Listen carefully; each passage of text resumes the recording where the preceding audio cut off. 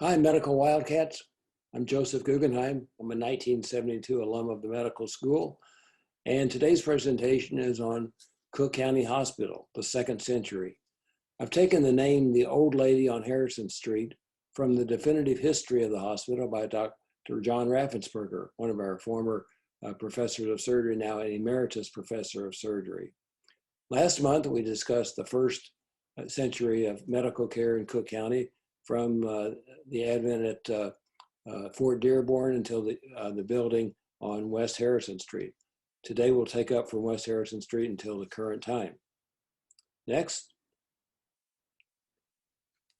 When the hospital was built, it was considered state-of-the-art. It had a daycare center and a schoolroom for the kids. Summer concerts were held on the grounds. The Chicago Public Library opened a branch at the hospital. There was wood carving and weaving and occupational therapy. Long-term care was available if patients needed to stay for an extended period. Next. Originally, there were 2,700 beds when the hospital was completed. Eventually, it expanded to 3,800 beds, making it the largest hospital in the country at the time. It was considered state-of-the-art. There were 50 to 70 patients per ward, separated by only a fabric curtain. There was a shared bathroom and shower at the end of the ward. Not ideal based on today's standard of care, but it was standard of care back then. Next. There are many opinions of the quality of the care at the hospital. These two books have been published in the past decade. The one on the left was written by a group of surgeons, many of whom took their internship or residency at Cook County, and it said it was a center of top-flight medical education and world-class care through the years. The book on the right was written by Dr. Ansel, who did an internship and residency there, and described it as decrepit, dysfunctional, and depressing, a horrible place to treat patients. Next. So which is right? All of us who work there on rotations have our own opinion of the hospital. I'll try not to tell you which is right and which is wrong, but I'll try to be objective during this talk. It's kind of like the blind men feeling the elephant. We all have our opinions of the hospital. Next. There were problems from the beginning, of course. There was no air conditioning and the windows had to be open for air circulation. Window units were put in, as seen at this blue arrow, and central air was not installed until 1967. OR windows had to be open for air circulation, and the circulating nurse was the chief fly swatter. There were no view boxes, so x-rays were taped to the operating room windows. Next. Patient demographics changed through the years. In the early 20th century, when the hospital first opened, the majority of the patients were immigrants. Thus, the hospital had the name Chicago's Ellis Island. In 1912, when the first doors of the hospital opened, 73% of the patients were immigrants. 15 years later, only 17% were immigrants. The demography reflected Chicago's society in the 20s and 30s. Patients were admitted with alcohol substitute poisoning during Prohibition. During the gang wars, there were gunshot wounds. The census at the hospital increased almost 50% between 1929 and 1940. Northern migration of the blacks began after World War I, but even the wealthy blacks often could not obtain care at the Chicago hospitals. Cook County is one of the few hospitals that did not discriminate on the basis of race. Next. By the mid-20th century, Cook County was serving almost entirely the Black and the immigrant Hispanic populations. 80% of the Black births and 50% of the Black deaths in Cook County occurred at the hospital. In the mid-20th century, there was a huge number of alcoholic cirrhotics, hypertensive, and DT patients. Heroin and cocaine complications made up a large number. And by the late 20th century, HIV patients were beginning to appear. Next. Patient dumping became a problem in the 1970s due to lower reimbursement by the government programs and a limit on payments by the state of Illinois. At the beginning of the 1970s, there were approximately 100 ER transfers per month, but by the end of the 70s, it had increased to over 600 per month. Most of the transfers were due to economic reasons, not medical reasons. Most of the problems could have probably been treated at outlying hospitals. And this was documented in an article in the New England Journal written by Dr. David Ansell. Next. Medical education also underwent evolution at the hospital. As I mentioned last month, internships began in the United States at Cook County in 1866. Residencies began in the 1930s. Ophthalmology and ENT were first, followed shortly by surgery and pediatrics. Next. In 1970, only 50 of the applicants for 140 intern positions were graduates of U.S. med schools.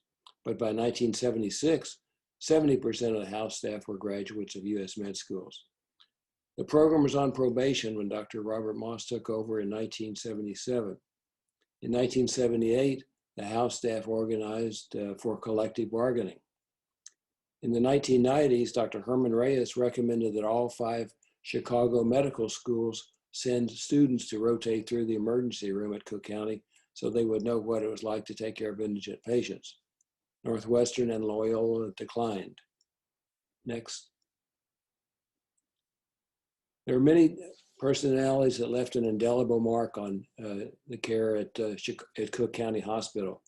Perhaps none greater than Dr. Karl Meyer, who was hospital superintendent for 44 years, from 1914 to 1958. He graduated first in his class in his med school and became hospital superintendent at the young age of 28. There were 21 new buildings added to the hospital under his tenure. He became professor of surgery at Northwestern and was the busiest surgeon in Chicago, doing 10 procedures per day. It is estimated that he did 100,000 in his career. His special interest was gastric surgery. Next. He lived on the 5th floor of the hospital with a lady named Elizabeth Grant. Depending on what you read, it may have been his aunt, his sister, or his sister-in-law. His wife lived in Highland Park. Dr. Meyer kept a stretched limo parked in front of the hospital. And every day, Ms. Grant or the chauffeur would walk her dogs through the recovery room to go outside. He hated cigarette smoking, and there's a story that one of the house staff saw him approaching one time and swallowed a lit cigarette butt. Next. He demanded absolute quiet, whether in the operating room or in the demonstration amphitheater. He conducted teaching grounds on Saturdays and followed by a surgical demonstration. Use of the amphitheater gradually declined and stopped in the 1950s due to the increased infection rate in the amphitheater compared to standard ORs. Next. He saw every patient every day. When making rounds with the house staff, one time his wife said, "There goes Christ with his disciples." He declined an invitation to run for Chicago mayor. Next. The night surgeon was a unique position at Cook County for many years. This position was held by Dr. Robert Vaughn for 33 years, from 1917 to 1950. Dr. Vaughn was present from 8 p.m. to 5 or 6 a.m. every weeknight at Cook County. He sat at a desk on the 2nd floor smoking a cigar, and the house staff presented every case to him before operating. He did not necessarily see every patient, but he expected a very thorough history and physical to be reviewed. His position allowed him to do extensive research and publishing. He also worked in the administration of the hospital. The night surgeon position was later replaced by the chief resident position. Next. Dr. Bernard Fantus became very famous for developing the first blood bank in the United States in 1937. He immigrated from Hungary when he was 15 and became a professor at U of I. He solved the problem of blood storage and blood transfusions and coined the term blood bank. Because of his advances, the number of transfusions increased tenfold, from approximately 70 per month in 1937 when the blood bank opened to 700 a month in 1940 when Dr. Fantus passed away. Next. Dr. Rowine Brown was the medical director for 36 years, starting in 1950. She was the first female director of a major U.S. hospital. She took her pediatric residency at Northwestern's Children's Memorial Hospital and went back to law school at age 52. It took her about 8 years to complete because she was only going at night. She said she did this because her husband had passed away and she wanted something to do at night. She was an expert on child abuse and the medical rights for minors. Next. Dr. Olga Jonasson was the first female chief of surgery at a major U.S. hospital and later became the first female chair of an academic surgery department at a co-ed medical school, Ohio State. She also was an alum of Northwestern. For 3 decades, she invited the chief residents to her home monthly for dinners and a discussion with surgical experts. Next. Perhaps nothing is more famous and innovative than the Cook County Trauma Unit. It was first established in 1966, the first in the United States. The concept was that trauma is a disease and should be treated in a comprehensive and coordinated manner. The Trauma Unit was established by Dr. Robert Freeark, Dr. Robert Baker, and Ms. Norma Shoemaker. Dr. Freeark had visited Austria to visit Dr. Bowler. In Austria, there was an extensive network of trauma units along the major highways. Dr. Freeark developed a statewide trauma center a little later in 1971. Next. Before the trauma unit was developed, the city ordinance required all injuries to be taken to the nearest hospital. Many local hospitals were not equipped or did not want to take care of certain injuries. When patients arrived at Cook County before the trauma unit, they were triaged by an intern or nurse who performed resuscitation, stabilization, evaluated the patient, and called for consults. They were then transferred to one of the surgical wards in rotation or to a surgical subspecialty ward. There were often 1,000 admissions per day. The more senior residents who had more experience could be in the operating room and may not be available to evaluate the patients.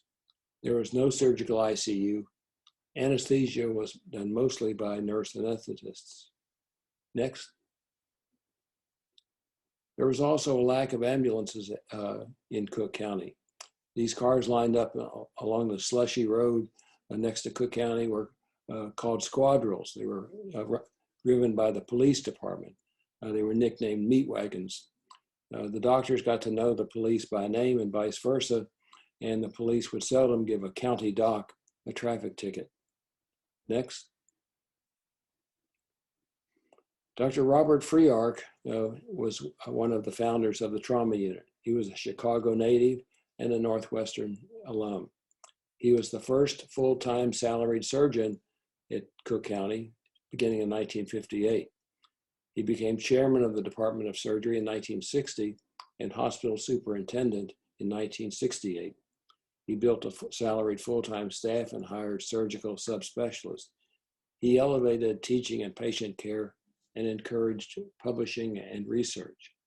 As an aside, his wife was an artist, and they built a home in western suburbs that is still considered a masterpiece of modern architecture. Next. He became professor of surgery at Northwestern in 1967. In 1970, he resigned at Cook County amidst the political turmoil at the county level and left to become chairman of surgery at Loyola. It is said he never stepped foot in Cook County Hospital again. Next. 2 nurses were also instrumental in the founding of the trauma unit. Norma Shoemaker came to Cook County with her husband from Hahnemann Medical Center in Philadelphia. She changed the philosophy of the trauma center and said, the doctors are not the captain of the ship, that we are all rowing the same boat. She increased nurse morale by avoiding rotating nurses in and out of the trauma unit. Instead, nurses who wanted to be there stayed there. and she made sure that nurses had adequate time off away from the hospital. Terry Romano was a first trauma nurse in the United States, and she had established a core curriculum for the training of trauma nurses. Next. The concept of the trauma unit was that an experienced surgeon and nurse would always be available whenever a patient was admitted. The patients were admitted directly to the trauma unit, bypassing the emergency room. Even though the emergency room was on the first floor and the trauma unit was on the third floor, results were better by taking the patients directly to the trauma unit. When it began, there were 18 beds in the trauma unit offering differing levels of care, and there were full-time salaried attendings available for care. Next. The trauma unit began a computerized trauma registry, and it made publishing their research easier. The Department of Trauma became a department of the hospital instead of an offshoot of the surgery department. Accepted practices became known as the county way, such as the estimation of blood loss and suggested therapy. Next. A burn unit was established at Cook County, first by Dr. Sumner Koch, who was another Northwestern alum. He acquired an interest in hand injuries, including burns, during World War I, and established a burn surgical service in 1938. Next. He was joined by Harvey Stewart Allen, also a Northwestern alum. Dr. Allen gained his experience in Europe during World War II. His innovations included the use of petrolatum gauze dressings and the early excision of eschar in full thickness hand burns and early skin grafting. Unfortunately, he died at the age of 49. Next. Dr. Boswick was a full-time surgeon appointed by Dr. Freeark. He developed a consolidated burn unit for both adults and children. It was the only one in Illinois and also the only one in nearby states. So patients were transferred in from all over the state as well as nearby states like Iowa and Wisconsin. His innovations included a circle bed to make turning patients easier and a walk-in tub. He had a multidisciplinary approach to burn care with physical therapists, occupational therapists, dietitians, social workers, a psychiatric nurse, and a school teacher for the kids. Next. His innovations included central venous pressure monitoring, nutritional support, and hyperalimentation, because burns were such a metabolic demand on the patients. Use of silver nitrate and silver sulfadiazine instead of betadine. A skin bank. He reduced the infections and increased survival by the early removal of eschar and early skin grafting. Next. The number of burns admitted declined because the city of Chicago mandated smoke detectors being installed in all residential housing beginning in the 1980s. Next. Results improved due to the care at the burn unit. There was a very high incidence of mortality for burns, especially covering more than 30% of the body before the burn unit. With the innovations made in the burn unit, mortality was reduced to 3% by 2000. Next. Cook County Hospital was replaced by Stroger General Hospital on nearby Ogden Avenue in 2002. It is named for Mr. John Stroger, the first Black Cook County Board President, who served in this position from 1994 to 2006. The hospital is much smaller than the old Cook County Hospital. It has only 450 beds.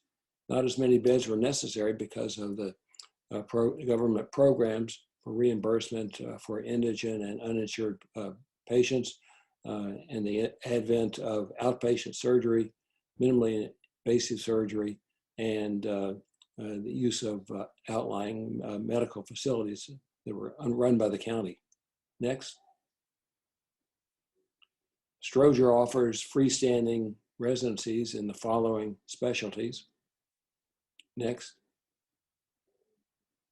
And Feinberg participates in the following specialties at Stroger, at both the medical student and the resident level. Next. No discussion of Cook County, the old Cook County Hospital, would be complete without mentioning the Greeks. The Greeks was across Harrison Street on the north side. The real name was the University Inn, Restaurant, and Confectionery. It served as a snack shop, convenience store, floral store, and gift shop for hospital employees, house staff, and families of patients. It offered a bar, dining facilities, and a semi-private club. Food was served 24 hours a day. It was owned and operated by two Greek immigrant brothers, Gus and Nick Magos. Next. At the end of the building was a semi-private room called the Monkey Room. The walls were decorated with pictures of swinging monkeys and palm trees. A nod from a member of the Magos family allowed access to the Monkey Room. House staff could meet there with other house staff, nurses, professors, and politicians. It is said the Magos family never denied anyone a meal because of lack of funds. Next. Nick Magos died in 1966. He and his brother never learned to drive a car. They had no reason to. Their house was at the end of the Harrison Street streetcar line. After their death, their children carried on the tradition until the Greeks was demolished.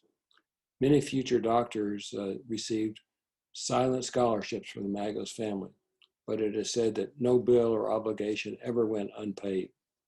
Next.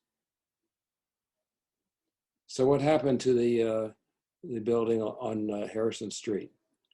It has been renovated and is now a 210-room Hyatt hotel. Next. The initial construction of the surrounding buildings was led by John T. Murphy. His great uncle was Dr. John B. Murphy, one of Northwestern's original surgeons in the 19th century. Future plans include the building of shops, apartments, administrative buildings, clinics, and labs. And this artist picture in the lower right corner shows what this will look like in the future. The old Cook County building will be dwarfed by the new buildings. Next. There's a statue in front of Stroger, which was in front of Cook County, which reflects the philosophy and the spirit of the hospital. It is a bust of Louis Pasteur with a plaque that says, "One doesn't ask of one who suffers, what is your country and what is your religion? One merely says, you suffer. That is enough for me. You belong to me and I shall help you." And that's the spirit of the hospital. Next. I'd like to thank Dr. Yao for furnishing many of the pictures and some of the text for this talk. And Dr. Raffensperger, one of our emeritus professors, also for the title of the talk, The Old Lady on Harrison Street. Next. And members of the Northwestern faculty and staff, Dr. Garcia, Ms. Parlapiano, and Dr. Shader, a member of the Medical Alumni Association Board. Well, let's get together next month virtually. In the meantime, stay safe, stay connected, and I look forward to getting together with everyone next month. Thank you.